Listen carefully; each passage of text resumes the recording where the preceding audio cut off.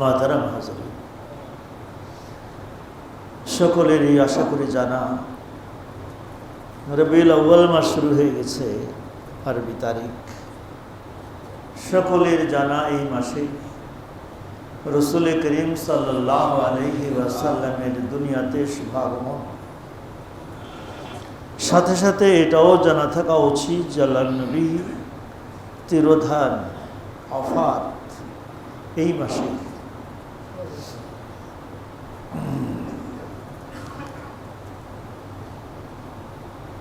ঐতিহাসিকগণ নবী করিম সাল্লাল্লাহু আলাইহি ওয়াসাল্লামের জন্ম তারিখ নিয়ে যথেষ্ট মতভেদ কিতাবে দেখা গেছে। মৃত্যু তারিখটা মোটামুটি সকলে অনেকটা একমত যে 12 রবিউল আউয়াল। আমাদের দেশের যে নাজুক পরিস্থিতি, এক সময় জনগণদের জন্য বোঝাটা বড় সহজ ছিল, আর এখন দিনের প্রচারের মাধ্যম বিভিন্ন হওয়ার কারণে, আলেম ওলামার সংখ্যা বৃদ্ধি পাওয়ার কারণে আলহামদুলিল্লাহ একদিক দিয়ে সুবিধা হয়েছে, অনেক কিছু জানা যাচ্ছে। আরেকটা মুসিবত হয়ে দাঁড়াইছে। আমি বুঝতে পারতেছি কিনা মুসিবতটা কিরকম, যে একদল আলেম বলেন যে মিলাদুন নবী কায়েম না করলে সেটা মুসলমানই না, কাফের। যে তাদেরকে কাফের বলে না সেও কাফের। আচ্ছা বলে আল্লাহ আল্লাহ। আর এরা আলহামদুলিল্লাহ শিক্ষা দীক্ষার দিক দিয়ে আলহামদুলিল্লাহ একবারে চূড়ান্ত পর্যায়ে শিক্ষিত। আল্লাহ মাফ করেন। এরপরে আমাদের মতোই সাধারণ ছোটোখাটো আলেম ওলামা আপনাদেরকে কি বুঝাবো আর কিভাবে আমি কোন পথ দেখাবো। আপনারা যেভাবে প্রশ্ন করছেন বিভিন্ন সময়ে, সেই প্রশ্নের আলোকে যে বয়ানটা আমি করতে চাচ্ছি সেটা যদি একটু খেয়াল করে শোনেন, হয়তো বা এর ভিতর দিয়ে আমাদের হেদায়েতের একটা রাস্তা বেরিয়ে আসতে পারে। আমি একখানা আয়াত পড়ছি, সাথে 2খানা হাদিস পড়ছি। আমি এইটার তরজমা বলে এরপরে আমার এই সম্পর্কে এই ক্ষুদ্র জ্ঞানের, এই অল্প এলেমের স্বল্প অভিজ্ঞতায় আমি কয়েকটা কথা রাখবো এই অল্প সময়ের ভিতরে। মেহরবানি করে একটু খেয়াল করে শুনুন।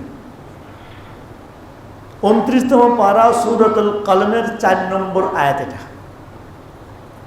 আল্লাহ পাক বলেন, ইন্নাকা নিশ্চয়ই নবী আপনি লাআলা খুলুকিন আযীম মহান চরিত্রের উপরে প্রতিষ্ঠিত, মহান আদর্শের উপরে প্রতিষ্ঠিত। এটা একটা সার্টিফিকেট না? আমরা যে কি বলে ক্যারেক্টার সার্টিফিকেট নিই, তা আল্লাহ পাক ক্যারেক্টার সার্টিফিকেট দিচ্ছেন কাকে? আল্লাহ নবীকে। কি বলতেছেন? আমরা কি লিখি যে আমার জানা মতে লোকটা ভালো, আমি তার শুভ কামনা করি। এই তো সংক্ষেপে বললাম, বেশি সংক্ষেপে বললাম আর কি। সে কোনো রাজনীতি না, রাষ্ট্রদ্রোহী কাজে জড়িত না, আমার জানা মতে লোকটা অনেক ভালো, আমি তার কল্যাণ কামনা করি। শেষ। এ হলো আমাদের সার্টিফিকেট। এটা কি যথাযথ না সম্ভাবনা রাখে? আমার ধারণা। আর আল্লাহ পাক কিভাবে বলছেন? ইন্নাকা নিশ্চয়ই হে নবী আপনি লা আলা নিশ্চয়ই খুলুকিন আযীম মহান চরিত্রের উপরে সুপ্রতিষ্ঠিত। নিশ্চয়ই আল্লাহ পাক 2 বার বলছেন এখানে। সার্টিফিকেট দিচ্ছেন আল্লাহ, আল্লাহ নবীকে। আল্লাহু আকবার। এর ব্যাখ্যা বিশ্লেষণ যদি কেউ সারা জীবন বসে করতে থাকে তা শেষ হবে? চূড়ান্ত সার্টিফিকেট এটা। অতএব কেউ যদি আল্লাহর নবীর চরিত্রে কালিমা লেপন করতে চায়, সে কালিতে ডুবে যাবে। এক কথায় শেষ। এবার আল্লাহর নবীর আমি দুইখানা হাদিস পড়ছি, একখানা হচ্ছে অতি সংক্ষিপ্ত, এখানে আগে বলে নেই। বুইস্তু মুআল্লিমা, আল্লাহর নবী বলেন আমি শিক্ষক হিসেবে প্রেরিত হয়েছি। আল্লাহ নবী কি বলেন? আমি শিক্ষক হিসেবে প্রেরিত হয়েছি। আমি এই হাদিসের বয়ান বিভিন্ন মাদ্রাসায় এই পর্যন্ত হয়তো শতাধিক মাদ্রাসায় বলা হয়ে গেছে, ছেলেদেরকে বলা হয়ে গেছে, শিক্ষকদেরকে বলা হয়ে গেছে যে দুনিয়ার যদি কোনো পেশা থাকে শ্রেষ্ঠ থেকে শ্রেষ্ঠতম পেশা তাহলে শিক্ষকতার পেশা। কেন? আল্লাহ নবীর শ্রেষ্ঠ নবী, আল্লাহ নবীকে আল্লাহ পাক যে পেশা দিবেন সেটা নিকৃষ্ট নিম্নমানের হতেই পারে না, সেটা উৎকৃষ্ট পেশা, শ্রেষ্ঠ পেশা। তা আল্লাহর নবী বলেন আমি প্রেরিত হয়েছি, মানে আল্লাহ আমাকে বানিয়েছেন, শিক্ষক হিসেবে পাঠিয়েছেন। আল্লাহর নবীর পেশা শিক্ষকতা। এই জন্য যারা যে সেক্টরে শিক্ষকতা করেন নিজের পেশাকে শ্রেষ্ঠ মনে করবেন বলে আমার আবেদন থাকে। এরপরে আমি আলেম ওলামাকে বলি, আমি নিজের ব্যাপারে মনে করি আল্লাহ পাকের বহু মেহরবানি যে আল্লাহ পাক কোরআন সুন্নাহ শিক্ষা দেওয়ার জন্য শিক্ষা করে এটি শিক্ষা দেওয়ার পেশায় নিয়োজিত করেছেন। এই জন্যে আমি সত্য কথা নিজে অত্যন্ত আত্মতৃপ্তি বোধ করি। আপনাদেরকে দুটো কথা বলতে পারি, এজন্য আমি অত্যন্ত তৃপ্তি বোধ করি। দ্বিতীয় হাদিস শুনুন, আল্লাহ নবী ইরশাদ ফরমান, তোমরা যারা, হাদিসখানে একটু লম্বা, পুরোটাই বলি। আল্লাহ নবী একদিন ফজরের নামাজ পড়িয়েছিলেন। ইরবাস ইবনে সারিয়া রাদিয়াল্লাহু তাআলা আনহু থেকে হাদিসখানা বর্ণিত। ফজরের নামাজ পড়ায় আল্লাহ নবী পূর্ব দিকে সাহাবায়ে কেরামের দিকে ফিরে বসলেন, ওখানে উত্তর দিকে, ওখানে কিবলা হলো দক্ষিণ দিকে। তা আল্লাহ নবী সাহাবায়ে কেরামের দিকে ফিরে বসলেন। বসে সাহাবী বলতেছেন ফাওয়া আযানা মাউইযাতান বালিগা, আমাদেরকে অত্যন্ত এক হৃদয় স্পর্শী বয়ান দিলেন আল্লাহর নবী। আমরা তো শুধু জুমার দিনে শুনি, আল্লাহ নবী আজকে বয়ান দিচ্ছেন জুমার দিনে না, কোন দিন? ফজরের পর। মন চাইছে দিছেন বয়ান একটা। সাহাবী বলেন সারাফাত মিনহাল উলুম ওয়া ওয়াজিদাত মিনহাল কুলুব, আমাদের উপস্থিত সকলের দিলের ভিতরে ভয় ভীতির সঞ্চার হলো, সকলের চক্ষু অশ্রুসিক্ত হলো। আমাদের ভিতরে কোনো একজন আল্লাহর নবীর কাছে একটা আবেদন করলেন যে নবী আল্লাহ, আপনার আজকের বয়ানে মনে হচ্ছে যে আপনি মনে হয় আমাদের ভিতরে বেশি দিন থাকবেন না, মনে হয় আল্লাহর সান্নিধ্যে চলে যাবেন। তা আপনি আরো কিছু বলেন, একটু ওসিয়ত করেন। ফাওসিরা ফাকাল রাজুলুন কান্না হাযিহি মাওইযাতু মুওয়াদ্দি' ফাওসিনা ইয়া রাসূলুল্লাহ, মনে হচ্ছে যেন আপনার বিদায়ী ওয়াজ, শেষ বয়ান। আচ্ছা ঠিক আছে, একটু ওসিয়ত করেন, আরো কিছু বলেন। আল্লাহ নবী এইবার যে বয়ানটা করতেছেন সেটি শোনেন। আল্লাহ নবী বলছেন ফামাইয়াশ মিনকুম বাদি, আমার পরে যারা দুনিয়ায় বেঁচে থাকবে, ফাসায়ারা ইখতিলাফান কাসীরা, তোমরা বহু রকম মতভেদ দেখতে পাবে। হয়েছে নাকি? আল্লাহ নবী আজ এই মতভেদের ভবিষ্যৎবাণী ১৫০০ বছর আগে দিয়ে গেছেন কিনা? বহু ইখতিলাফ দেখতে পাচ্ছি। এখন কোন ডক্টরকে মানবো, কোন ইমামকে মানবো, কোন খতিবকে মানবো, কোন প্রিন্সিপালকে মানবো, মহা সমস্যায় পড়ে গেছেন মাঝখানে আপনি। ঠিক কি না? একজন আরেকজনকে যখন বলতেছে আরে সর্বনাশ, কিতাব দেখায় বলতেছে 1200 বছর 1250 বছর আগে ইমাম বুখারী, ইমাম তিরমিজি কোন কোন ঈদের কথা বলছে, ঈদে মিলাদুন নবীর কথা বলছেন, এ দেখাইতেছে। নাউজুবিল্লাহ, আল্লাহ মাফ করে। ওখানে শব্দ একটা নাই, সেটা বাড়ায় বলা হচ্ছে। জনগণ কি বুঝবে? আমি এখানে কিতাব দেখায় বললাম আপনাকে, এই কিতাবে লেখা শব্দ একটা বাড়ায় বললাম। আমার কাছে কিছুদিন আগে এক জায়গায় বয়ান করে আমি বসছি খাইতে। এক জেনারেল শিক্ষিত ছেলে ঢাকা ইউনিভার্সিটিতে পড়ে, আমি ওখানে বয়ান করছি। আমিন জোরে বলা সম্পর্কে জিজ্ঞাসা করছে, তা আমি ওইটা যা পারছি আমি 2 কথা বলে দিছি। অত্যন্ত সংযতভাবে বলার চেষ্টা করছি। বয়ান শেষ হওয়ার পরে আমাকে মেহমানদারি করাচ্ছে। ওই সময় ইউনিভার্সিটির এক ছেলে আসছে, এসে নিজের পরিচয় দিয়ে একটা বাংলা ছোট্ট একটা বই পকেট থেকে বের করে দিয়ে আমাকে এক জায়গায় বের করে দিয়ে বলছে, হুজুর এইটা বুখারী শরীফের হাদিস। কি লেখা? যখন ইমাম আমিন ওয়ালা দাল্লিন বলে তখন তোমরা জোরে আমিন বলো, জোরে আমিন বলো। বুখারীর এত নম্বর হাদিস, বুখারীতে আছে আল্লাহ নবী বলেন যে ইমাম ওয়ালা দাল্লিন বলে তখন তোমরা জোরে আমিন বলবে।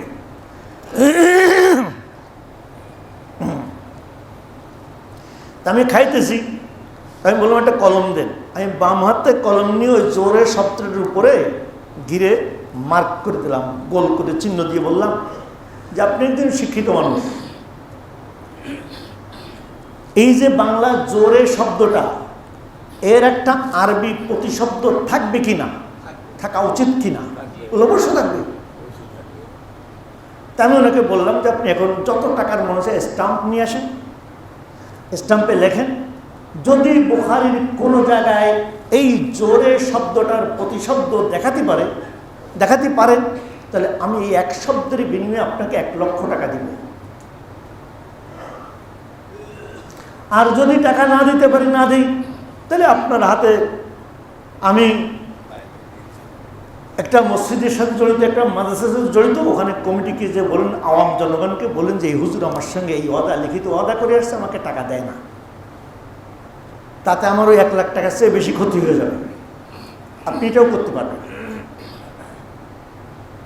এখন ছেলেটা শিক্ষিত ছেলে, ভদ্র ছেলে, হুজুর আসলে কি তাহলে? এই শব্দটা যিনি অনুবাদক তার নিজের পক্ষ থেকে বাড়িয়ে লিখছে। আল্লাহর কালামে যা নাই তাই যদি বাড়ায় লেখে তাহলে আল্লাহর কালামে কি করা হলো? বর্ধন করা হলো, বাড়ানো হলো। আল্লাহর নবীর হাদিসে নাই, আরেক শব্দ বাড়ায় দিলাম, তাহলে আল্লাহর নবীর কথার ভিতরে কি করা হলো? বিকৃত করা হলো। এরপরে বললাম যে ওই আরবি পাঠ তো আপনার এখানে দেয়নি, আলহামদুলিল্লাহ, আল্লাহর শুকর, আমার এই আরবি পাঠটা মুখস্থ আছে, আপনি শুনতে চাইলে বলতে পারি। আমি বললাম যে আল্লাহ নবী ইদা ক্বালাল ইমামু গায়রিল মাগদুবি আলাইহিম ওয়ালাদ-দাল্লিন ফাকুলু আমিন। ইমাম যখন ওয়ালাদ-দাল্লিন বলে তখন তোমরা আমিন বলো। আল্লাহ নবীর কথা এতটুকু। এখন এটা জোরে বলবা না আস্তে বলবা? আল্লাহ নবীর জোরের কথাও বলেননি, আস্তের কথাও বলেননি। আপনি যদি আল্লাহ নবীর কথাকে তখন তোমরা আমিন বলো, এটাকে যদি জোরে আমিন বলো যদি আপনি বলতে পারেন, তাহলে আমি আস্তে আমিন বলো কেন বলতে পারি না? আমি বুঝতে পারছি কিনা ভাই আপনাদের? আপনার যদি অধিকার থাকে, আল্লাহ নবী বলেন তখন আমিন বলো, জোরেও বলেননি, আস্তেও বলেননি। তাহলে আপনি জোরে বললে আমি আস্তে তরজমার ভিতরে আমি একটা শব্দ বাড়াতে পারি কিনা? তো ছেলে বলে যে নিশ্চয়ই পারেন। তখন ও বলে যে একটা শব্দে 1 লক্ষ টাকা, আসলে ব্যাপার কি? আমি বলি নিশ্চয়ই, আপনি এই চ্যালেঞ্জ নিয়ে 1 লক্ষ টাকা কামানোর সহজ সুরত দিলাম। যে এই কিতাব লিখছে তার ফোন নম্বর দেওয়া, তাকে ফোন করেন, আপনাদের আরও যত ভাইয়ের আছে তাদের সবাইকে বলেন, আপনি 1 লক্ষ টাকা নিয়ে যান, সহজ তরিকা এটা। কিন্তু বুখারীতে শব্দ দেখাতে হবে, কিন্তু এর প্রতি শব্দ নিশ্চয়ই কিছু থাকবে। আল্লাহ মাফ ফরমা। ইমাম বুখারী অধ্যায় কায়েম করার সময় ইমাম বুখারী বলছেন জোরে আমিনের কথা। ইমাম বুখারী কি ওনার সে বড় মানুষ দুনিয়া আসেন নেই? ইমাম বুখারী আবু হানিফা রহমতুল্লাহ ওনার সে বয়সে ছোট ছিলেন? ইমাম বুখারীর এলেমের সে আবু হানিফার এলেম কম ছিল? ইমাম বুখারী যাদের কাছে পড়ছেন তাদের এলেম কম ছিল? অনুরূপভাবে আসে না, আসল জায়গায় আসে। তা আল্লাহর নবী বললেন যে আমার পরে যারা বেঁচে থাকবে তারা বহু রকম মতানৈক্য আর ইখতিলাফ দেখতে পাবে। এখন এই ইখতিলাফের নিরসন কিভাবে হবে? আল্লাহর নবী নিজেই ইখতিলাফের নিরসন করে গেছেন 1400 বছর আগে। আপনি আর আমি যদি ওখান থেকে নিরসনটা নিতে পারি তা আশা করি সঠিক হবে এবং যথাযথ হবে। এখন আল্লাহর নবী নিরসন দিচ্ছেন, কি বলেন? ফালাইকুম বিসুন্নতি ওয়া সুন্নাতিল খুলাফায়ে রাশিদিন আল মাহদিয়িন। তখন তোমাদের জন্য উচিত হবে আমার আদর্শ, আমি কি করেছি এই ব্যাপারে সেটা তালাশ করা। যদি সেটা না পাও তাহলে আমার খোলাফায়ে আরবা 4 খলিফা আছে তাদেরকে তালাশ করো, তাদেরকে দেখো।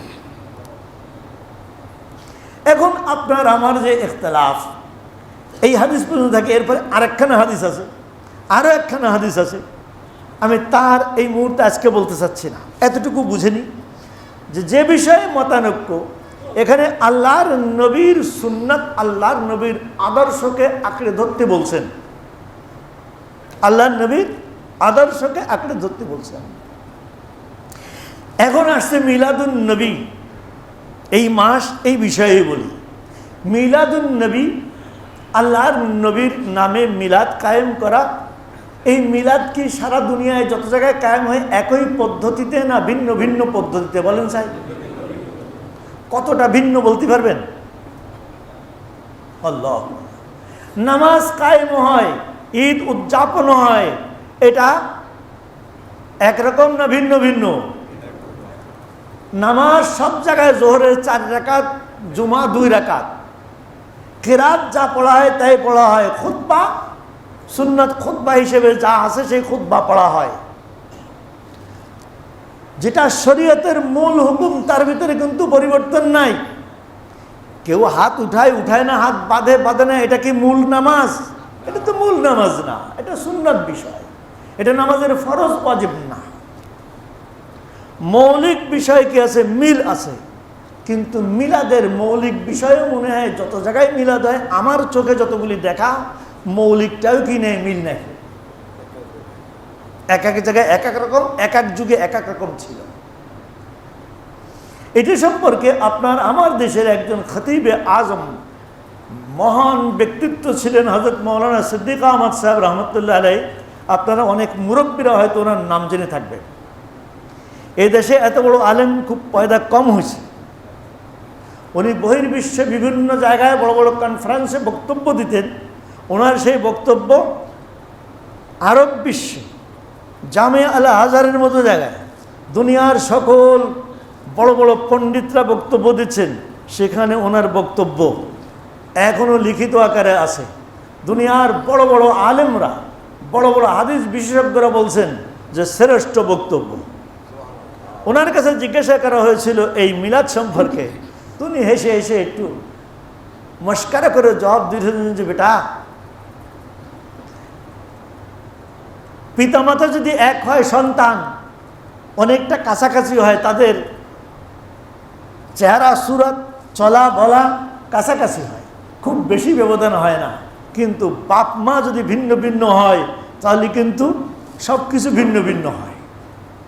উনি বলেন যে মূল সুন্নাতিটা আল্লাহর নবীর থেকে আসছে, মূল ফরজ ওয়াজিব আল্লাহ রসুল থেকে আসছে, কিন্তু এই বেদাত এগুলো আল্লাহ থেকেও না, আল্লাহর রসুল থেকেও না, মানুষের বানানো। যে যুগে যারা যেমন বানাইছে সেই যুগে সেরকম হয়েছে। উনি একটা বোঝার মতো জবাব দিয়েছেন, আমার কাছে অনেক ভালো লাগছে। আমি ওনাকে দেখছি শেষ জীবনে 2বার ওনার বয়ান, 2-3বার বয়ান শুনছি। আল্লাহু আকবার।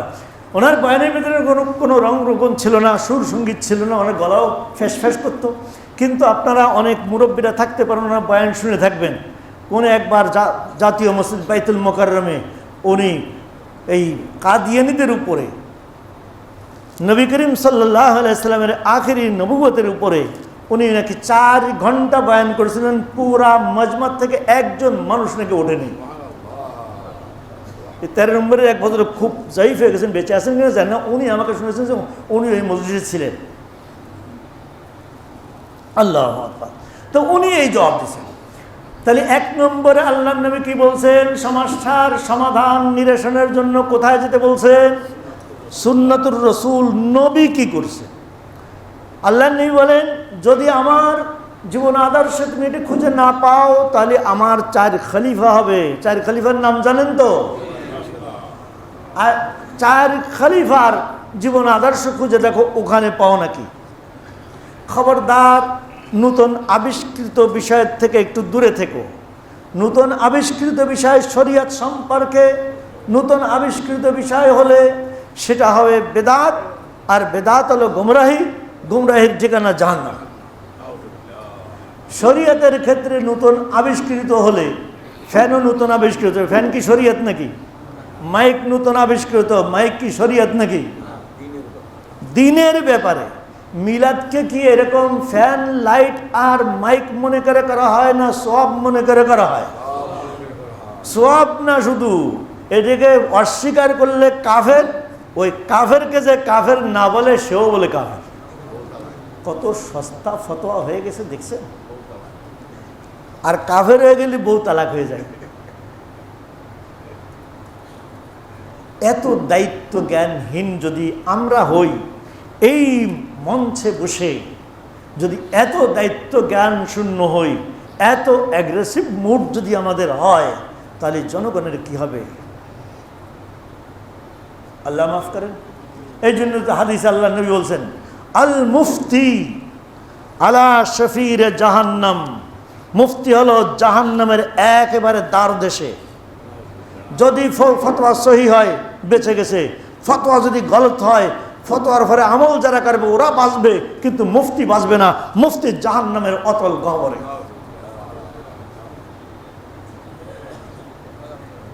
এখন আসেন আসল কথাটায় আসি, সময় শেষ হয়ে যাচ্ছে।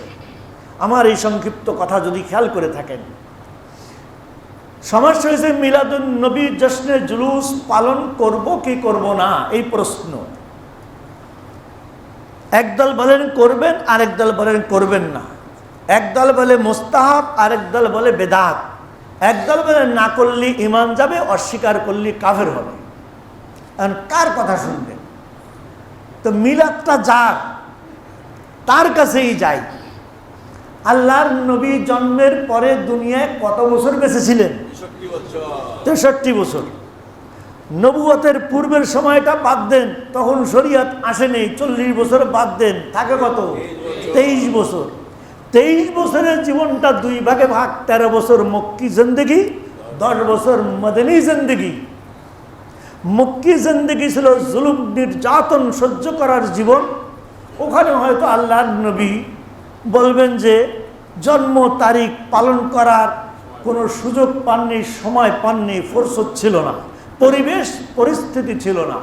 কিন্তু মদনী জিন্দেগিতে আসার পরে যখন ইসলামী, বিশেষ করে ইসলামী স্টেট কায়েম হলো, ফতে মক্কাও হয়ে গেল, তখন কি আল্লাহ নবীর জীবনের 2-1 বছরে 2-1 বার এরকম সুযোগ হতে পারত কি না? আল্লাহ নবী কি করছেন? করেননি। তাহলে আল্লাহ নবী করেননি। এবার আল্লাহ নবীর প্রতি প্রেম, ভালোবাসা আর মুহাব্বত দুনিয়ার সবচেয়ে বেশি কাদের ভিতরে ছিল? সাহাবাদের ভিতরে ছিল। একজন আদনার থেকে আদনান, নগণ্য থেকে নগণ্য সাহাবীর মাত্র 2-1 বার আল্লাহ নবীর দর্শন লাভ করছেন যে সকল সাহাবী, সেই সাহাবীর দিলের ভিতরে যে ঈমান, তার যে মাকাম ও মর্তবাত, এ জামানের কোনো পীর, মাশায়েখ আর ডক্টর যার এক এক বক্তব্য লক্ষ না কোটি কোটিও যদি ভিউ হয়, শত কোটিও যদি তার বক্তব্যের ভিউ হয়, ওই সাহাবীর সমান হবে? কি বলেন? হবে না। এই সাহাবীদের ভিতরে শ্রেষ্ঠ সাহাবী ছিলেন কতজন বলবেন? 10 জন ছিলেন শ্রেষ্ঠ সাহাবী, আশারায়ে মুবাশশারা, যাদেরকে আল্লাহর নবী এই জমিনের উপরে চলমান অবস্থায় জান্নাতের সুসংবাদ দিয়ে দিয়েছেন। এই 10 জনের ভিতরে শ্রেষ্ঠ ছিলেন 4 জন। জানেন কি সেই 4 জনের নাম? নিশ্চয়ই জানেন, 4 খলিফা। এই 4 জনের ভিতরে শ্রেষ্ঠ আরেকজন ছিলেন আবু বকর সিদ্দিক রাদিয়াল্লাহু আনহু। আল্লাহ নবী ইরশাদ ফরমান, বুখারী মুসলিমের বর্ণনা, আমার উপকার তো সবাই করছে, অনেকে করছে, সবার উপকারের বদলা দিতে পেরেছি, কিন্তু আমার আবু বকর যা আমাকে করেছে, আবু বকরের সব উপকারের বদলা দেওয়া আমার পক্ষে সম্ভব হয়নি। আবু বকর আল্লাহর নবীর পেছনে পেছনে কোন দিন থেকে ছিলেন বলতে পারবেন? আল্লাহর নবীর নবুয়ত পাওয়ার যখনই ওনার সঙ্গে সম্পর্ক নবুয়তের আগেই, পূর্বের থেকে দুজন বন্ধু, কাছাকাছি বয়সের 3 বছরের ব্যবধান, আল্লাহর নবী 3 বছরের সিনিয়র, উনি 3 বছরের জুনিয়র, 3 বছরের ছোট ছিলেন আবু বকর রাদিয়াল্লাহু আনহু। আল্লাহর নবী 2 বছরের ছোট ছিলেন, 3 বছর না, 2 বছরের।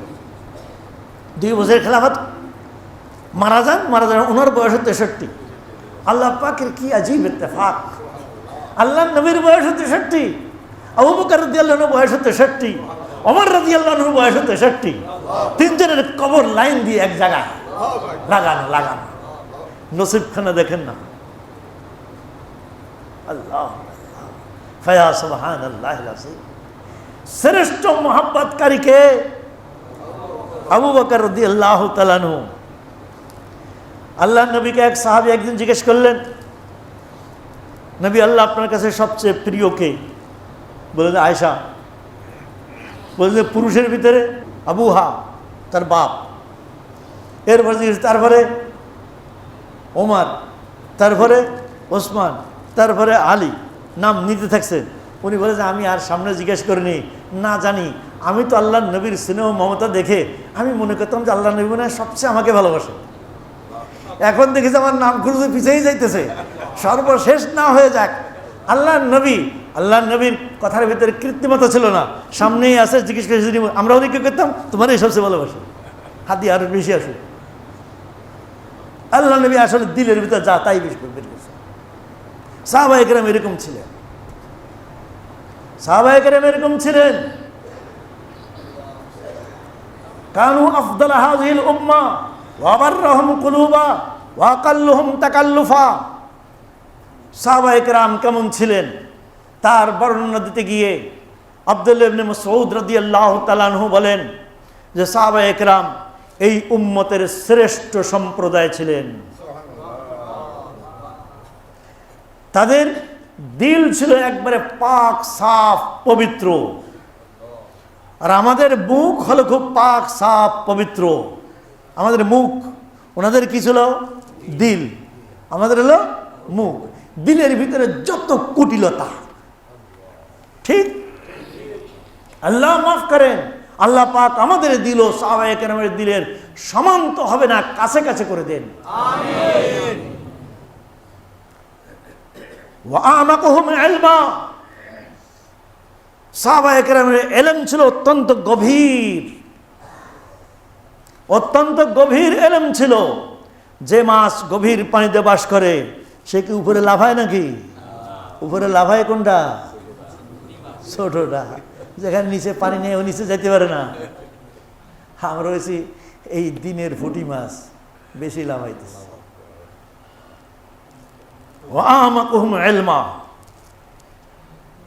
খুব কষ্ট লাগে, দিল ফেটে যায়। এক জেনারেল শিক্ষিত এক ছেলে, হে কয়ে সাহাবায়ে কেরাম তো এক একজনের 2-4 খান হাদিস জানতেন, আমাকে পকেটে হাদিস লাখ লাখ হাদিস। তোর পকেটে বলে লাখ লাখ হাদিস, শুনছেন নাকি? আল্লাহ মাফ করুন, আল্লাহ হেফাজত ফরমান।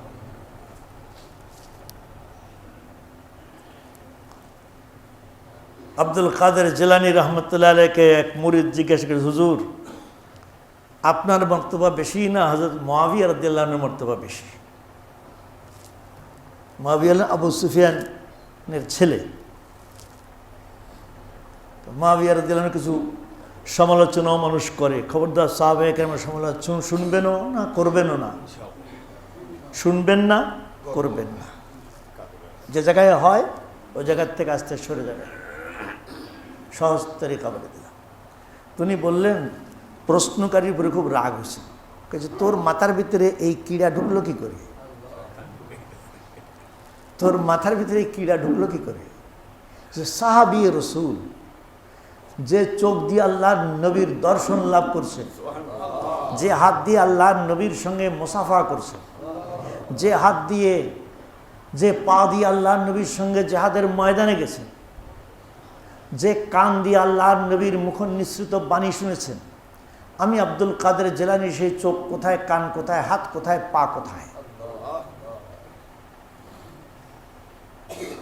আরে মুআবিয়া রাদিয়াল্লাহু আনহু যে ঘোড়ায় চড়ে যুদ্ধের ময়দানে যেতেন, ওই ঘোড়ার নাকের সঙ্গে যে নাকের থেকে পানি বেরোতো, ধুলা লেগে যে কাদা হইতো, আল্লাহর কাছে ওই কাদার যে মর্তবা, আমি আব্দুল কাদের জিলানী যদি সেই সমতুল্য হতে পারতাম নিজেকে ধন্য মনে করতাম। আফসোস লাগে তোর উপরে যে আমার মজলিসের থেকে আমার পিছে পিছে ঘুরে তোর খুপড়ির ভিতরে এই কিড়া ঢুকছে যে আমি উপরে না উনি উপরে। আল্লাহ আল্লাহ, আল্লাহ পাক মাগফিরাত ফরমা। আমি বলতেছিলাম, আমার কথা শেষ, ঘড়ি দেখা যাচ্ছে না, দেখি টাইম কত হচ্ছে। আচ্ছা, সময় হয়ে গেছে। দেখেন ভাই, আলোচনা শেষ। যদি আমি বোঝাতে পেরে থাকি, যদি খেয়াল করে থাকেন, আপনার বিবেককে যদি একটু কাজে লাগায় থাকেন, যে কাজটা আল্লাহর নবী নিজে করলেন না, যে কাজটা এই জাতির শ্রেষ্ঠ জাতি সাহাবায়ে কেরাম করলেন না, যে কাজটা উম্মতের শ্রেষ্ঠ ব্যক্তি আবু বকর সিদ্দিক রাদিয়াল্লাহু আনহু করলেন না, যে কাজ দ্বিতীয় খলিফা করলেন না, তৃতীয় খলিফা করলেন না, চতুর্থ খলিফা করলেন না, পুরা সাহাবায়ে কেরামের 100 বছরের পুরা ইতিহাসে কেউ করলেন না, তাবেঈন করলেন না, তাবেঈন করলেন না, পরবর্তীর কেউ 630 হিজরিতে এক বাদশাহ মারা গেছেন, মুজাফফর ইবনে ককর মৌসিলি। এই লোক এটার প্রবর্তক, আমার জানা মতে ঐতিহাসিকভাবে আমি জানি এই লোক এটার প্রবর্তক।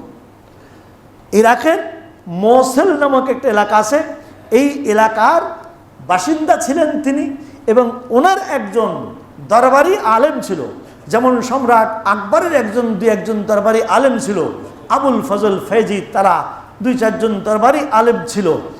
আর হেদায়েত করনেওয়ালা আলেম আরেকজন ছিলেন আহমদ সরহিন্দি মুজাদ্দিদ আল ফেসানি রহমতুল্লাহ আলাইহি।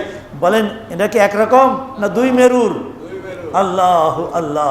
তো ওই বাদশারও একজন দরবারি আলেম ছিল, তার নাম ছিল ওমর ইবনে দাহিয়া আবুল খাত্তাব, তার নাম ছিল। এই লোক বাদশার কিছুদিন পরে, 3 বছর পরে বাদশাহ মারা যায় 630-এ, এ মারা যায় 633-এ। বাদশার সাথে সাথে ছিল, বাদশাকে সে এই বিষয়ে এই মিলাদ নাম দিয়ে সরকারি লক্ষ লক্ষ টাকা সারা দেশে ইসরাফ করছে। তার অন্যায় অপরাধকে ঢাকার জন্য, নবী প্রেম দেখাইয়ে সাধারণ জনগণকে ধোঁকা দেওয়ার জন্য সেই কাজটার প্রবর্তক, সে এইটার প্রবর্তন করে। আর তার শরঈ কি বলে জাওয়াজ তালাশ করে দেওয়ার জন্য এই আলেম কাজ করে। এদের ইতিহাস এখনো হাওয়াই কথা না, আমাদের ইসলাম ইতিহাস অনেক লম্বা। ইবনে খাল্লাকান দুয়ালুল ইসলাম এই ধরনের আরবি কিতাবে এই ইতিহাস স্পষ্টভাবে লেখা আছে। আমাদের দেশে জশ্নে জুলুস কততে শুরু হয়? আমার ক্ষুদ্র জ্ঞানের জানা মতে 1974-এর আগে এই জশ্নে জুলুস নামে বাংলাদেশে বা পূর্ব পাকিস্তানে বা এর আগে বাংলা এর কোনো ইতিহাস এই জশ্নে জুলুস নামে কোনো শব্দ আছে বলে আমার জানা নেই। তাহলে জশ্নে জুলুসের আবিষ্কার আমার জানা মতে, কেউ এর ব্যতিক্রম জানলে আমাকে জানলে উপকৃত হব। কত বলছি? 1974, বাংলাদেশ হওয়ার 3 বছর পরে, 4 বছর পরে। আল্লাহ আল্লাহ। এর আগ পর্যন্ত যদি তারা না করে থাকে, ওই মুফতির ফতোয়া মতে তারা কি কাফের? এটা মানে নেই, করে নেই। এখন এই কাফেরের ফতোয়া কদ্দুর যে পৌঁছবে, কদ্দুর যে পৌঁছবে, আল্লাহ আকবার। এটা তো নবীকেও কাফের বানায় দিবে। এক দুঃখের কথা, মজারও কথা, কিছুদিন, বেশ কয়েক বছর আগের কথা। এই যে আমাদের দেশে একদল আছে না, কি বলে, আরে হিজবুত তাহরির, এরা একবার ফতোয়া দিছে পত্রিকায় আসছিল, আমি তখন ওই মসজিদে, পত্রিকায় আসছে মৌলানা বলা কাফের, যে মৌলানা বলবে সেও কাফের, যাকে বলবে সেও কাফের। বলেন দেশের কি পরিমাণে মানুষ কাফের হয়েছে? তা আমি ওদের একজনকে জিজ্ঞাসা করলাম, ভাই কেন কাফের? বলে আল্লাহ বলছেন আনতা মৌলানা, মৌলানা অর্থ আল্লাহ, আপনি আমাকে মৌলানা বলবেন, তার মানে আমাকে আল্লাহ বলতেছেন। তাই বললাম যে মৌলানার কি আর কোনো অর্থ আছে না এই এক অর্থই আছে? আপনি আরবি গ্রামার বোঝেন তো? তা কিছু বোঝে, মাশাআল্লাহ ভালোই বোঝে। আমি ওনাকে বললাম যে কোরআনে পাকে মৌলানা আর মৌলা হু আরবি গ্রামাটিক্যাল কায়দা অনুসারে আপনি বলেন যেটা এক অর্থে কি না, এইটা কাফের হলে ওইটাও কাফের হইতে হবে। মৌলানা আমাদের মৌলা, তাদের মৌলা, তার মৌলা। যদি মৌলা না বললেই কাফের হয় তাহলে মৌলা হু বললেও কাফের হবে কিনা? আমাদের মৌলা আর তার মৌলা, তাহলে এও কাফের হবে কিনা? বললে হ্যাঁ হবে। আলহামদুলিল্লাহ। আমি কোরআনে পাকের একখানা আয়াত বেরকে দেখালাম, আল্লাহ বলছেন ওহুয়া কাল্লুন আলা মাওলাহু, সে তার মওলার উপরে বোঝা। তাহলে আল্লাহ পাক একজন মানুষ গোলাম সম্পর্কে বলছেন যে গোলাম কোনো কাজের না, বেহুদা, ওটা হলো তার মনিবের জন্য বোঝা। তাহলে ওখানে মওলার অর্থ কি? মনিব, মনিবের জন্য বোঝা। যদি মৌলানার অর্থ কাফের হয় তাহলে মৌলা হু বলাও কাফের, শিরিক। তাহলে আল্লাহর অবস্থা কি হয়েছে? আপনার ফটো হয়তো আল্লাহ এক নম্বরে কি হয়েছে? মুশরিক হয়েছে।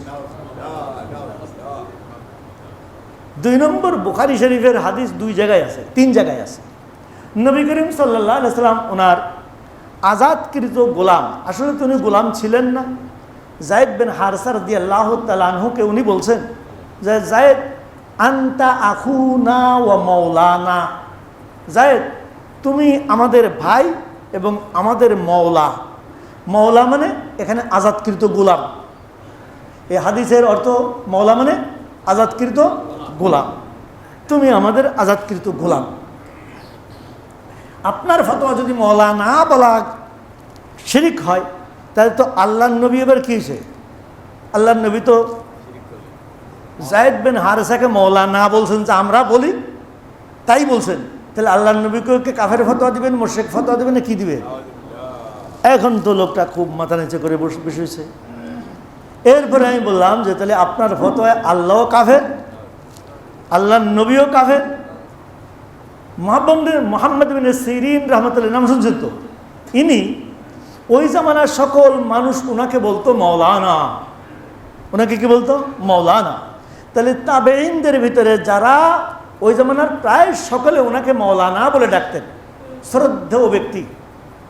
তো এটা বললে ওনাকে এটা বলা হতো, তাহলে ওই জামানার ওই যারা এই কথা বলতো তারাও কি ইমানদার আছে না ইমান গেছে না মুশরিক হয়েছে?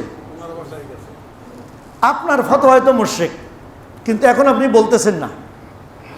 তাহলে এখন বলেন, যে ফতোয়ায় আল্লাহরও ইমান থাকে না, নাউজুবিল্লাহ, নবীরও ইমান থাকে না, তা সাহাবীদের ইমান থাকে না, এই ফতোয়া আপনি শিখলেন কোন জায়গা থেকে? তা আমি ওনাকে বললাম, দেখেন কোরআনে পাকের তাফসীর করা এত সহজ না, ফতোয়া দেওয়া এত সহজ কথা না। আপনার এক ফতোয়ায় মানুষকে, আপনি বহু মানুষকে মুশরিক বলছেন, জনগণকে ধোঁকা দিয়েছেন, জনগণ তো এত কথা জানে না, জনগণকে ধোঁকা দিয়েছেন, কিন্তু আপনার অবস্থা কোথায় গেছে আপনি জানেন নাকি? ফতোয়া দেওয়া আরো মুশকিল কাজ। এখন জানেন যে মৌলানার অর্থ সূরা বাকারার শেষ আয়াত যেটা আনতা মৌলানা, এখানে এই মাওলার অর্থ হলো রব। আল্লাহ তুমি আমাদের অভিভাবক, তুমি আমাদের রব। আহুয়া কাল্লুন আলা মাওলাহু, সে তার মাওলার জন্য বোঝায়, জায়গায় মাওলার অর্থ মনিব। নবী আলাইহিস সালাম তার আজাদকৃত গোলামকে বলছেন আনতা আখুনা মাওলানা, তুমি আমাদের ভাই এবং আমাদের মাওলানা, তার মানে তুমি আমাদের আজাদকৃত গোলাম। এখন আপনারা যে আমাদেরকে মাওলানা বলেন, আমরা মাওলানা বলি, এটা কি? এটা হলো, এটা এই তিনটের কোনোটা না, এই তিনটের কোনোটা না। এইটা কি? এইটা আমি ছাত্রদেরকে ওদিন বললাম, যদি কোনো ছাত্র দাওরা পাস না করে নিচের জামাত পর্যন্ত খুব ভালো পাস করেছে, সারা বাংলাদেশে 1 নম্বর হয়েছে, কিন্তু দাওরা পাস করে নেই, তাকে কি মৌলানা বলা হবে? টাইটেল পাস না করলে, তাকমিল পাস না করলে তাকে মৌলানা বলা হয়? আলিয়ায় হোক, আমাদের কওমিতে হোক, তাকে মৌলানা বলা হয়? তাহলে মৌলানা কি দাঁড়ালো কোন সাহেব আপনারা? এটা একটা লেখাপড়ার একটা স্তরের নাম নির্ধারিত হয়েছে। এখন দাওরায়ে হাদিস পড়লে সম্মানজনক একটা লাকব, MA কার নামের শেষে ব্র্যাকেটে লেখা হয়, যে মাস্টার্স করছে তার নামের শেষে লেখা হয়, ঠিক কি না? ঠিক তদ্রূপভাবে মৌলানা এখন লেখা হয় কার জন্য? যারা একটা নির্ধারিত পাঠ্য তালিকা শেষ করে তাদেরকে কি বলা হয়? মৌলানা বলা হয়।